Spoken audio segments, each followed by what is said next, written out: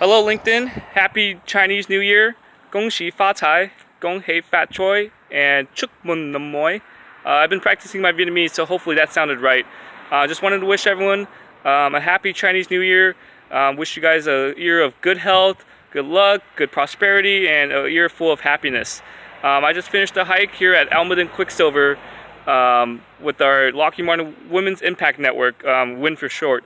And speaking of impactful women, this week's tip comes from Rene Siegel. I met her about a year and a half ago at a San Jose State alumni mentor event, and she was the keynote speaker, and she shared so many great tips about personal branding and how to improve your LinkedIn. So this is going to be one of her many tips I'll be sharing throughout the year.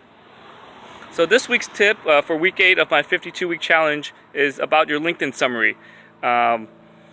Everyone has a story, right? Everyone has a story of why they became, who they are today. So, why did you decide to become an engineer? Or why did you decide to work in the aerospace defense industry? Or why do you enjoy helping people? So, everyone has a story like that. And that should be in your LinkedIn summary. People love stories. It's a good way to connect with people. So, an example is, when I was little, every time I got a new toy, instead of playing with the toy, I always ended up trying to figure out how they work and taking it apart and trying to put it all back together.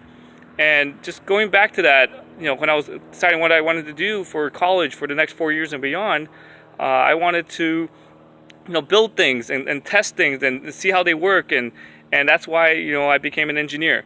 And if you remember from last week, we talked about the golden circle, starting with the why, the how, and the what. So that's a good way to structure your LinkedIn summary. Why you became an engineer, how you do your job, and what you do as your job. And that applies to, whatever discipline you're in, whether you're in business, whether you're in healthcare, whether you're in helping people out with community service, or an engineer. Any type of job you have, you can write your LinkedIn summary as a story.